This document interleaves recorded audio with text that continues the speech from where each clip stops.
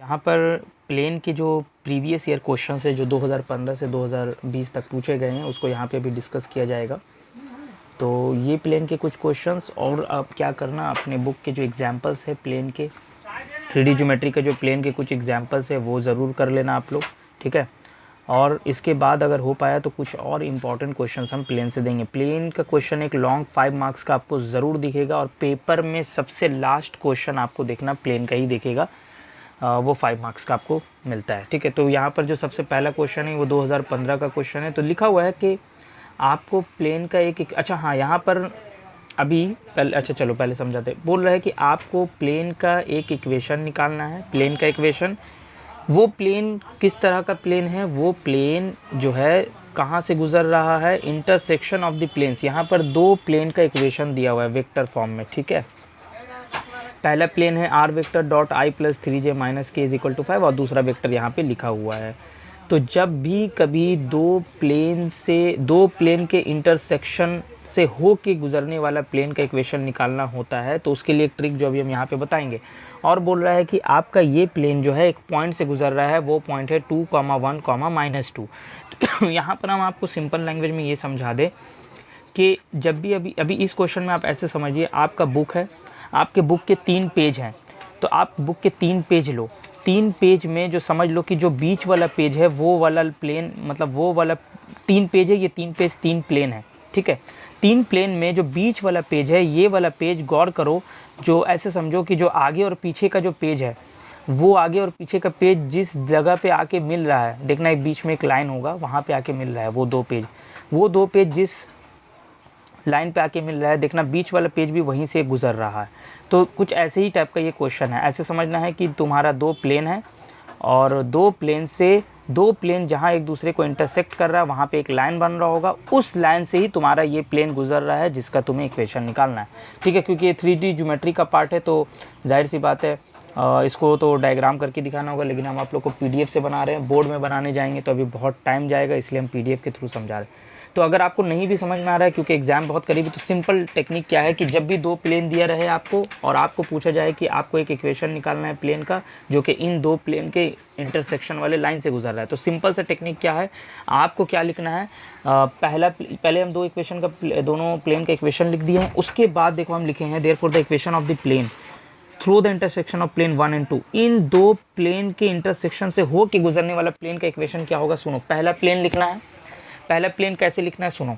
समझ लो कि जो राइट साइड में 5 है उसको लेफ्ट साइड में ले आना, यानी -5 कर लेना, और राइट में 0, यानी राइट में 0 कर लेना है तुम्हें, तो -5 कर लोगे। और दूसरे वाले प्लेन में जो राइट में 3 है उसको इस तरफ लाओगे तो -3 हो जाएगा। तो देखो हम क्या किए यहाँ पर देखो, यहाँ पर ये वाला देखो हम पहला प्लेन लिखे, ये वाला देखो पहला प्लेन लिखे लेफ्ट में लाके, और फिर देखो यहाँ दूसरा प्लेन लिखे। पहला प्लेन लिखना है, फिर प्लस देके वो दूसरा प्लेन लिखना है, और दूसरे प्लेन से पहले तुमको एक लैम्डा लगा लेना है, ठीक है। ये बात याद रखना है। फिर राइट साइड में लिखना है 0। लैम्डा एक कांस्टेंट यहाँ पे दिया गया है। अब हम क्या किए हैं, देखो कुछ नहीं किए हैं।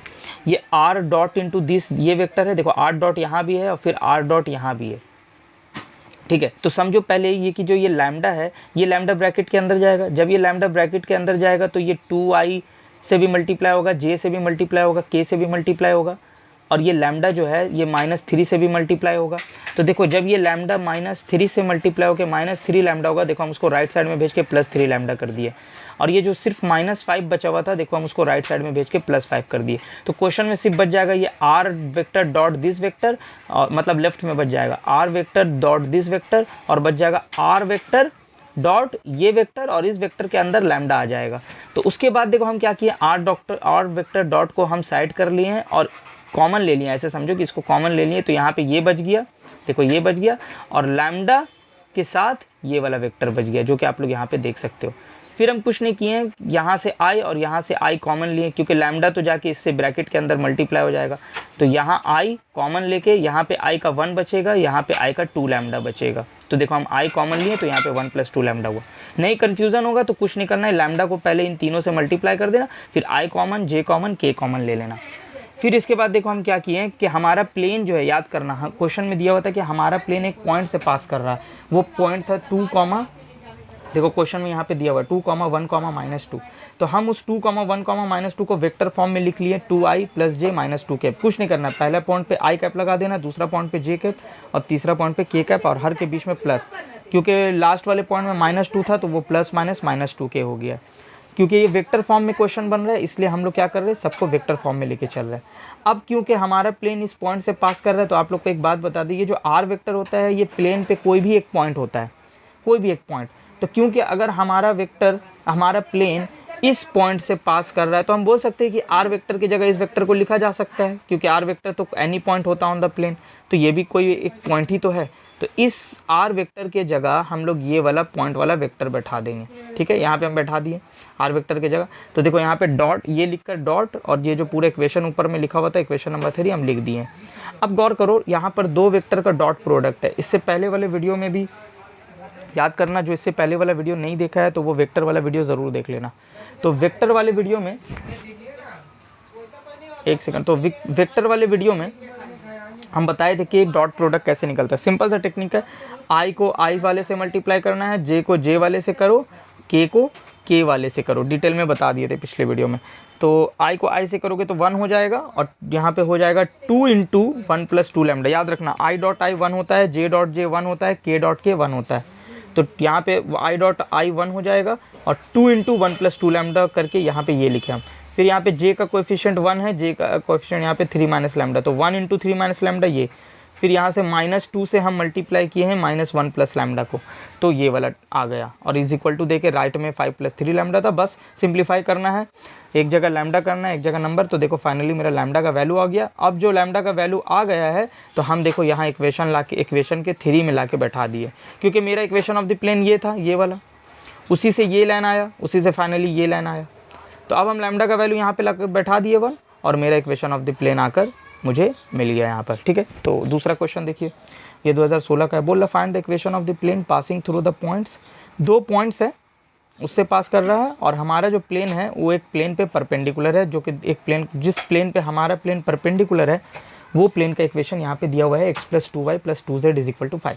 सबसे पहली बात आपको बता दें, अगर इक्वेशन ऑफ द प्लेन है 2 पॉइंट से गुजर रहा है, ठीक है, जब भी आपका equation of the plane 2 point से गुजर रहा होगा आपको इस तरह से प्रोसेस आगे बढ़ाना है। सबसे पहले आपको क्या करना है, पहले पॉइंट से आपको अपने प्लेन को पास कराना। मान लो कि मेरा पहला पॉइंट था -1, 1, 1, तो हम लिखेंगे equation of the plane passing through this point, यानी -1, 1, 1।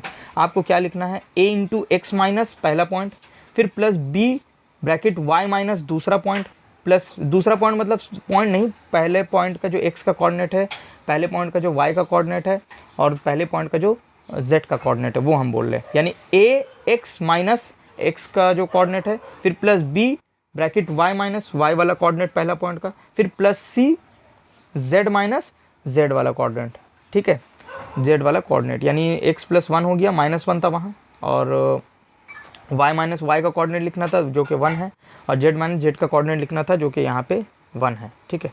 तो ये हो गया आपका इक्वेशन ऑफ द प्लेन। और आप ये भी कहेंगे कि मेरा इक्वेशन ऑफ द प्लेन एक और पॉइंट से गुजर रहा है 1, -1, 1। अब जो यहाँ पे x, y, z आपको दिख रहा है उसमें अब ये वैल्यू बैठाएंगे आप, ये वाला 1 x के जगह, ये वाला -1 y के जगह और ये वाला 1 z के जगह। उसके बाद बैठा के देखो मेरे पास एक इक्वेशन आ गया a - b = 0। और याद रखना कि हमारा जो प्लेन था, हमारा जो रिक्वायर्ड प्लेन था, यानी ये वाला प्लेन, मान लो ये वाला हमारा जो ये प्लेन है जो इस पॉइंट से गुजरा, वो इस प्लेन पे परपेंडिकुलर है। किस प्लेन पे, देखो इस प्लेन पे, ये क्वेश्चन में दिया हुआ था। जब 2 प्लेन परपेंडिकुलर होता है तो जो उनके जो नॉर्मल के डायरेक्शन रेशियोज होते हैं, ठीक है, या अभी देखो उतना डिटेल बोलने से शायद कन्फ्यूज़न होगा लेकिन हल्का सा बोल देते हैं कि जब ये जो ABC है ना, ये जो ABC हम इस इक्वेशन में लिखे हैं, ये इस प्लेन पे मान लो एक सीधा लाइन ड्रॉ किया गया, ऐसे समझो अभी समझने के लिए। एक प्लेन पे समझ लो तुम्हारा एक पेज है, एक पेज पे तुमने पेंसिल सीधा रख दिया, ठीक है, खड़ा करके पेंसिल को रख दिया, उस पेंसिल का समझ लो डायरेक्शन रेशियोज दिया हुआ है ये ABC। इसी तरीक़े से जिस प्लेन पे हमारा प्लेन परपेंडिकुलर है, यानी कि इस प्लेन का भी जो ये x और y और z का जो कोएफिशिएंट है, यानी 1 y का कोएफिशिएंट 2 और z का कोएफिशिएंट 2, ये इस प्लेन का डायरेक्शन रेशियोज है। तो जब दो प्लेन आपस में परपेंडिकुलर होंगे तो ऐसे समझ लो थोड़ी देर के लिए कि उनके डायरेक्शन जो छोड़ा हटाओ, तुम लोग सिंपल टेक्निक पे समझ लो अभी कि जो 2 प्लेन हैं, 2 प्लेन के जो डायरेक्शन रेशियोज जो दिए हुए यहाँ पे उनके नॉर्मल के a बी सी ये इस प्लेन के नॉर्मल का डायरेक्शन रेशियोज़ है, और 1 2 2 ये इस प्लेन के नॉर्मल का डायरेक्शन रेशियो। इन दोनों का प्रोडक्ट जब तुम करोगे, देखो यहाँ पे हम लिखे हैं A1 B1 C1 पहले वाले लाइन का नॉर्मल का direction ratio, A2 B2 C2 मान लो दूसरे वाले लाइन के नॉर्मल का डायरेक्शन रेशियो, दूसरे वाले प्लेन का नॉर्मल का डायरेक्शन रेशियो। तो A1 इंटू A2 प्लस B1 इंटू B2 प्लस C1 into C2 is equal to 0 होता है। तो देखो हम यहाँ पर वही किए, इस x का कोएफिशिएंट 1 था तो 1 इंटू A, फिर प्लस इस y के कोएफिशिएंट, इसका y का कोएफिशिएंट 2 है तो 2 इंटू इसका b, फिर इसका z का कोएफिशिएंट 2 है तो 2 इंटू सी, और राइट में 0। ठीक है, अब यहाँ पर देखो मुझे ए बी सी करके एक इक्वेशन यहाँ पे मिल गया, और मुझे ए बी करके एक इक्वेशन यहाँ मिला है। सी तो नहीं था लेकिन हम उसको 0 इंटू सी तो थोड़ा देर के लिए लिख सकते हैं।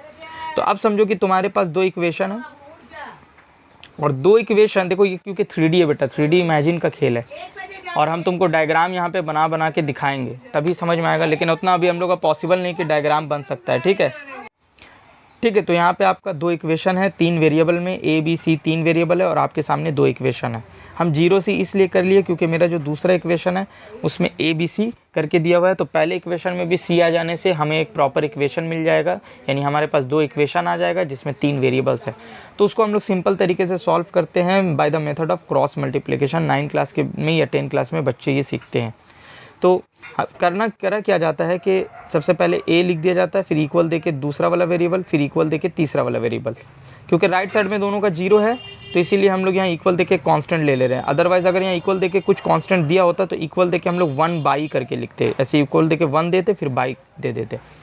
ए के नीचे क्या करना है, ए को छिपा देना, मान लो ए को तुम्हें हाइड कर लेना है, फिर क्या करना है, ये सी के कोएफिशिएंट और इस बी के कोएफिशिएंट को मल्टीप्लाई करना, फिर लिखना, फिर माइनस देना, फिर इस b के कोएफिशिएंट और c के कोएफिशिएंट को मल्टीप्लाई करना है। ठीक है, फिर b वाले पार्ट को जब छिपाया जाता है, जब b वाले पार्ट को छिपाया जाएगा तो फिर a को 0 से a के कोएफिशिएंट को c के कोएफिशिएंट से मल्टीप्लाई किया जाएगा, फिर माइनस देकर c के कोएफिशिएंट को इसके a के कोएफिशिएंट से मल्टीप्लाई किया जाएगा। ठीक है, आप लोग कभी ना कभी किए होंगे।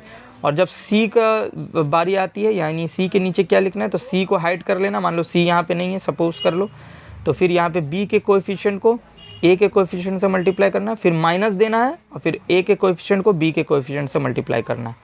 ठीक है, तो सिंपल से आप एक समझ जाओगे कि अच्छा किस वाइज में होता है, लेफ्ट टू राइट, फिर दूसरे वाले में राइट टू लेफ्ट, फिर तीसरे वाले में लेफ्ट टू राइट, पहले ऐसे होता है। एक सीक्वेंस में आप लोग खुद समझ जाओगे कि किस तरह से हो रहा है।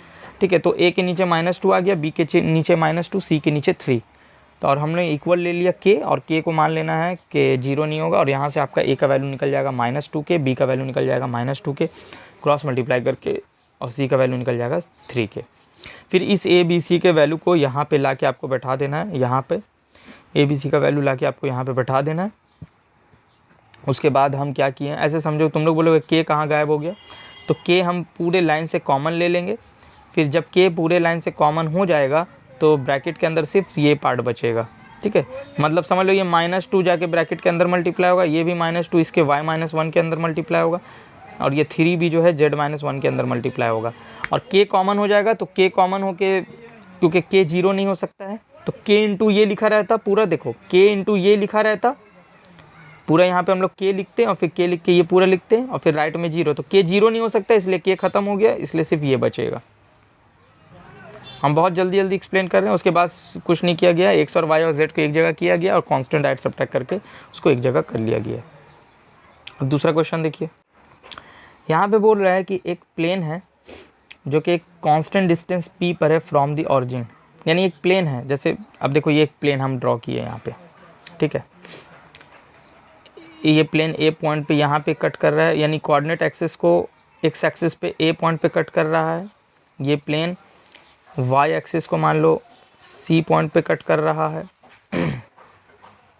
ठीक है, और यहाँ पर, अच्छा यहाँ पर हमको देखो b के जगह 0 b जी, यहाँ पे ठीक कर लेना डायग्राम, यहाँ पे 0, b, 0 कर लेना। अच्छा सॉरी यहाँ पे कुछ नहीं करना, यहाँ जो c पॉइंट हम लिखे यहाँ b पॉइंट लिख लेना, और जहाँ हम b पॉइंट लिखे वहाँ c पॉइंट लिख लेना बस। तो यहाँ पर याद रखना, आपका जो प्लेन है वो ऑरिजिन से कुछ दूरी पर है, मतलब ये ऑरिजिन से कुछ दूरी पर एक आपका प्लेन है, और वो प्लेन की जो दूरी है ऑरिजिन से वो p है, उसकी जो दूरी की जो वैल्यू क्वेश्चन में दिया वो p है। तो बोल रहा है और आपका जो प्लेन है वो कोऑर्डिनेट एक्सिस पे यानी एक्स एक्सिस वाई एक्सिस और जेड एक्सिस पे A point B point C point पे मिल रहा है।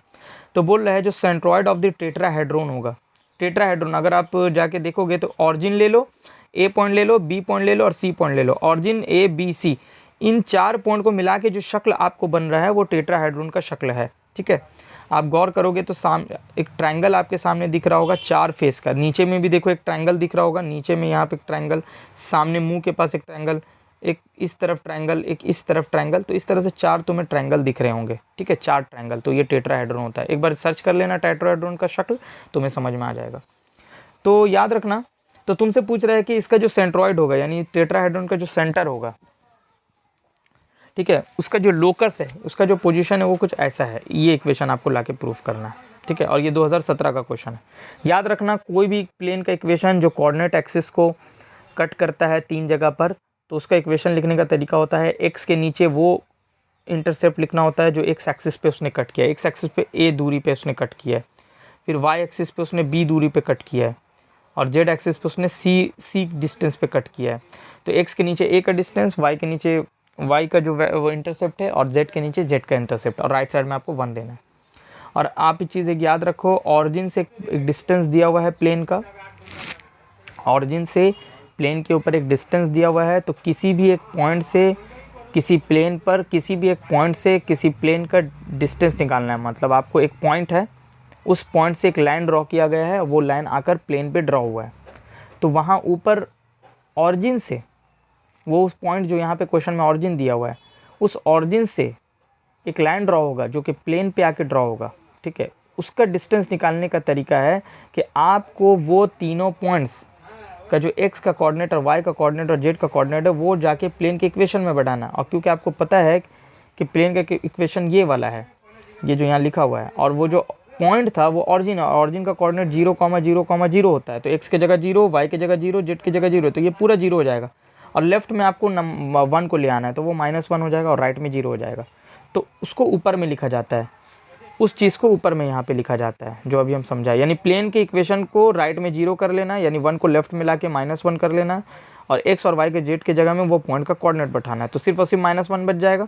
और नीचे क्या लिखना है, √ एक्स का कोएफिशिएंट का स्क्वायर प्लस वाई का कोएफिशिएंट का स्क्वायर, जेड का कोएफिशिएंट का स्क्वायर, और इसी पूरे का वैल्यू तो क्वेश्चन में दिया हुआ है p। अब बोथ साइड स्क्वायर कर लिया हम लोग, बोथ साइड स्क्वायर करने से ये माइनस मॉडुलस था तो नेगेटिव खत्म, और स्क्वायर किए तो नीचे से रूट हट गया, और लेफ्ट साइड में p का स्क्वायर हो गया। और कुछ नहीं किया, हम इसको पलट लिए, p² 1/p² हो गया। सिंपल सा समझ लो, क्रॉस मल्टीप्लाई करोगे तो ये वाला लाइन आ जाएगा, या पलट लोगे तो भी एक ही बात है। अब हम मान लेते हैं कि x, y, z जो है वो टेट्राहेड्रॉन का सेंट्रॉइड का कोऑर्डिनेट है। ठीक है, सेंट्रॉइड का कोऑर्डिनेट है। तो अभी सिंपल सा भाई जल्दी से समझ लो, 4 ट्रायंगल है यहाँ पे, ऐसे समझो कि 4 ट्रायंगल है। ठीक है, तो आपको क्या करना है, जो टेट्राहेड्रॉन का एक्स कोऑर्डिनेट होगा वो क्या होगा सुनो, क्योंकि ये 4 पॉइंट से मिलके बन रहा है टेट्राहेड्रॉन, ऑरिजिन वाला पॉइंट O, और एक A पॉइंट, एक B पॉइंट, एक C पॉइंट। तो एक्स का कोऑर्डिनेट निकालने के लिए चारों पॉइंट के एक्स के कोऑर्डिनेट को जोड़ना है, एक्स कोऑर्डिनेट को जोड़ना, और नीचे 4। इसी तरीक़े से वाई कोऑर्डिनेट कैसे निकलेगा, चारों पॉइंट्स के वाई कोऑर्डिनेट्स को ऐड करना है, नीचे 4 जेड कोऑर्डिनेट्स के, फिर इस सेंट्रॉइड का जेड कोऑर्डिनेट निकालने के लिए चारों पॉइंट का जेड कोऑर्डिनेट को ऐड करना है, और नीचे 4। फिर यहाँ से देखो x = a/4, y = b/4, z = c/4, cross multiply करोगे तो a का वैल्यू, b का वैल्यू, c आपको a b c का वैल्यू आपको मिल गया। अब a b c का वैल्यू लाके इस वाले इक्वेशन में आपको 1 वाले इक्वेशन में आके बैठा देना है, तो आपका जो चीज़ आपको प्रूफ करने बोला गया था वो आपका आ चुका है। ठीक है, दूसरा क्वेश्चन है जो 2018 में पूछा गया कि प्लेन का वेक्टर इक्वेशन तुम्हें पता करना है जो कि एक डिस्टेंस पर है फ्रॉम द ऑरिजिन। यानी प्लेन जो है वो एक डिस्टेंस पर है ऑरिजिन से, 6/√29 यूनिट के दूरी पर है ऑरिजिन से तुम्हारा प्लेन, और तुम्हारा प्लेन एक प्लेन पे perpendicular and perpendicular to the vector. और इस प्लेन से परपेंडिकुलर नहीं, सॉरी, एक वेक्टर है जो इस पे परपेंडिकुलर है 2i - 3j + 4k। ठीक है, तो चलो अभी ना इस क्वेश्चन को समझाने के बाद यहाँ पे एक चीज़ देखो, हम कुछ लिखे हैं कि जो यहाँ पे देखो हम एक चीज़ लिखे, r vector dot n cap = d। ये n कैप यानी यूनिट वेक्टर है। ठीक है, नॉर्मल यूनिट वेक्टर, यानी प्लेन पे अगर एक वेक्टर है जो कि उस प्लेन पे परपेंडिकुलर है, ठीक है, तो उसका यूनिट वेक्टर, उसका नॉर्मल का यूनिट वेक्टर और r वेक्टर का डॉट प्रोडक्ट करते हैं तो इक्वल देके जो डी लिखा होता है, ये डी क्या होता है, डी होता है प्लेन का ऑरिजिन से distance. R vector dot unit vector is equal to D. यहाँ पर डी क्या है, प्लेन का ऑरिजिन से डिस्टेंस, ठीक है। आर वेक्टर कोई भी पॉइंट है प्लेन पे, और एन जो है प्लेन पे नॉर्मल यूनिट वेक्टर है, ठीक है। तो अगर आपको बोला गया है कि आपको वेक्टर इक्वेशन निकालना है, देखो गौर करो, यहाँ पे डिस्टेंस दिया हुआ है ना, तो तुम कहोगे सर सिंपल सी बात है, डिस्टेंस दिया हुआ है सर, तो डी की जगह ये फॉर्म होता है, ये इक्वेशन होता है, ये एक ऐसा इक्वेशन है प्लेन का, जो कैसा इक्वेशन है जहाँ पर आपका प्लेन का जो ऑरिजिन से डिस्टेंस दिया हुआ है डी, और प्लेन पे एक नॉर्मल यूनिट वेक्टर है जो कि है एन कैप। अगर ये दो चीज़ आपको मिल जाए तो आप ये वाला वेक्टर का इक्वेशन लिख सकते हैं। लेकिन आप एक चीज़ गौर करो, क्वेश्चन में 6/√29 दिया हुआ है, यानी ये वाला डी का वैल्यू दिया हुआ है, लेकिन गौर करो क्वेश्चन में यूनिट वेक्टर नहीं दिया हुआ है, ये यूनिट वेक्टर नहीं है, ये जो 2i-3j+4 के कैप है। तो तुम सोच रहे होगे कि सर जब ये यूनिट वेक्टर नहीं है तो हमें कैसे पता चलेगा कि यूनिट वेक्टर नहीं है। अगर ये यूनिट वेक्टर होता, कुछ नहीं करते, ये वाला फार्मूला लिखकर आर वेक्टर को आर वेक्टर रहने देते, क्योंकि वो any point on the plane, और ये वाला यूनिट वेक्टर, ये वाला वेक्टर अगर यूनिट होता तो यहाँ यूनिट वेक्टर की जगह लिख देते और डी की जगह 6/√29 लिख देते। तुम लोग सोचोगे कि सर आप भी तो यहाँ पर वही चीज़ लिखे, लेकिन देखो हम आगे क्या किए वो भी हम बताएंगे। तो याद रखना, ये यूनिट वेक्टर भी इसलिए नहीं है क्योंकि अगर कोई भी यूनिट वेक्टर होता है तो उसका जो आई का कोएफिशिएंट, जे का कोएफिशिएंट और के का कोएफिशिएंट होता है, उसका स्क्वायर करने से और उनको ऐड करने से वैल्यू 1 आता है। तो देखो यहाँ 2 का स्क्वायर 4, -3 का स्क्वायर 9 और 4 का स्क्वायर 16, तो 16 9 25, 25 और 4 29 होगा। तो 29 तो 1 नहीं है, तो अभी हम क्या बोल के गए, उनका स्क्वायर का सम, यानी आई जे के कोएफिशिएंट का स्क्वायर को जब जोड़ा जाता है सबको तो वो 1 आ जाता है, तब वो वेक्टर यूनिट वेक्टर होता है। तो इससे साफ समझ में आ गया ये यूनिट वेक्टर नहीं है। लेकिन कोई बात नहीं, अब हम आपको एक चीज़ दिखाते हैं। देखो ये इस फॉर्म में दिया हुआ है क्वेश्चन में, R vector dot N vector is equal to D vector, यानी हमें लाना है इस फॉर्म में। कोई मसला नहीं है, आपको एन वेक्टर क्वेश्चन में दिया हुआ, आपको यूनिट वेक्टर नहीं दिया हुआ, कोई बात नहीं, आप यूनिट वेक्टर नहीं दिया हुआ है तो आप तो यूनिट वेक्टर बना सकते हो, एन वेक्टर के डायरेक्शन में आप यूनिट वेक्टर बना सकते हो, ठीक है। आपको क्या करना है, एन वेक्टर के नीचे आप ले आओगे, क्या उसको कहता है, मॉडुलस ऑफ एन वेक्टर, यही तो यूनिट वेक्टर का डेफिनेशन होता है। एन वेक्टर यानी अगर किसी भी यूनिट वेक्टर आपको निकालना है, अगर आपको यूनिट वेक्टर निकालना है तो आप किसी इस वेक्टर के डायरेक्शन, मान लो एन वेक्टर के डायरेक्शन में आपको यूनिट वेक्टर निकालना है, तो आप वो वेक्टर ऊपर लिखते हो और नीचे में उसी वेक्टर का मॉडुलस वेक्टर लिखते हो, ठीक है। तो आपका क्या हो जाता है, वो यूनिट वेक्टर निकल जाता है। तो यहाँ पर क्या हुआ, देखो हमारा एन वेक्टर दिया हुआ था, देखो ये नॉर्मल वेक्टर दिया होता, अगर ये नॉर्मल यूनिट वेक्टर होता तो डायरेक्ट इस फॉर्मूला में बैठा के आंसर ले आते, लेकिन क्योंकि सिर्फ ये नॉर्मल वेक्टर है तो हमें समझ में आ गया कि इसके लिए हमें यूनिट वेक्टर निकाला जा सकता है। तो यूनिट वेक्टर कैसे निकलता है, यूनिट वेक्टर निकलता है कि ऊपर में ये वाला नॉर्मल जो वेक्टर दिया हुआ था और इसी वेक्टर का मॉडुलस नीचे लिख लेना, तो हमारा यूनिट वेक्टर निकल गया बस। अब अगर हमारा यूनिट वेक्टर निकल गया है तो आप जाके इस वाले इक्वेशन में जाके बैठा दो, इस वाले इक्वेशन में, ठीक है। तो R vector dot unit vector is equal to, और वो ऑरिजिन से डिस्टेंस तो दिया ही हुआ था, यहाँ नीचे √29 कॉमन ले लेना या एलसीएम लेना ना, तो √29 यहाँ से कट जाएगा और राइट साइड में, और आपका इक्वेशन चला आएगा। कार्टेशियन फॉर्म में भी पूछा था क्वेश्चन में कि कार्टेशियन फॉर्म में क्या होगा वो बताओ। तो कार्टेशियन फॉर्म में कुछ और नहीं, आर वेक्टर की जगह हम लोग को xi + yj + z के कैप ले लेना है। जब भी आपसे कार्टेशियन फॉर्म पूछा जाएगा आपको आर की जगह यही लेना है, बस हम आर की जगह ये xi + yj + z के कैप बैठा दिए, फिर दोनों का डॉट प्रोडक्ट करके मेरा प्लेन का इक्वेशन चला आया, ठीक है। 2019 का एक क्वेश्चन है कि equation of the plane passing through a point, same to same याद करना, ऐसे क्वेश्चन हम लोग किए ऊपर बस वेक्टर फॉर्म में दिया हुआ था। वो जब आपका प्लेन जो है दो प्लेन के इंटरसेक्शन से गुजरेगा तो वहाँ वेक्टर फॉर्म में दिया हुआ था, यहाँ पर कार्टेशियन फॉर्म में दिया हुआ, और सेम टू सेम चीज़ें हुई हैं, गौर करना आप, सेम टू सेम चीज़ें हुई हैं। पहला प्लेन लिखे राइट साइड, अब यही रखना है कि दोनों प्लेन के राइट में 0 कर लेना है, और ऑलरेडी इस क्वेश्चन में दोनों प्लेन के राइट में 0 दिया ही हुआ था। तो दोनों प्लेन को राइट में 0 करके पहला प्लेन, फिर प्लस लैम्डा इंटू दूसरा प्लेन लिख लेना है।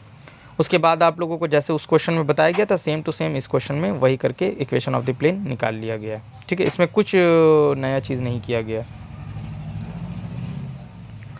उसके बाद आप यहाँ पे आएंगे लास्ट क्वेश्चन जो 2020 का है।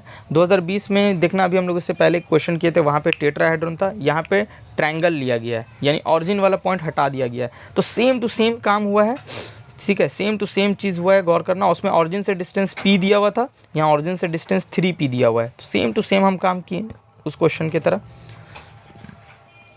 बस यहाँ पे ट्रायंगल का सेंट्रॉइड का कोऑर्डिनेट हम लोग x, y, z मान लिए हैं। तो यहाँ पर x का, क्योंकि वहाँ पे 4 पॉइंट्स को लेकर किया गया है, क्योंकि वो टेट्राहेड्रॉन था और ये ट्रायंगल है, तो यहाँ 3 पॉइंट को लेकर किया गया है। तो इसीलिए यहाँ पर 3 पॉइंट को लेकर किया गया है। तो 3 a b c के x कोऑर्डिनेट को जोड़ा गया है, फिर y निकालने के लिए a b c के y कोऑर्डिनेट को जोड़ा गया है, और z निकालने के लिए ए बी सी के z कोऑर्डिनेट को जोड़ा गया और नीचे 3 करके दिया गया। इसीलिए यहाँ पर a/3 b/3 c/3 आया। बाकी सेम टू सेम जैसे ऊपर बताया गया था वैसे ये भी क्वेश्चन है। तो ये 2015 से 2020 तक के जो क्वेश्चंस प्लेन के पूछे गए हैं वो हम आपको दिखा दिए, और उसके बाद आपको कुछ और भी इंपॉर्टेंट क्वेश्चन प्लेन्स के हम देंगे। इसके बाद हम ट्राई करेंगे LPP को लेकर, कुछ डिफरेंशियल इक्वेशंस को लेकर और भी अच्छे इंपॉर्टेंट क्वेश्चन आपसे डिस्कस किया जाए। चलिए, थैंक यू।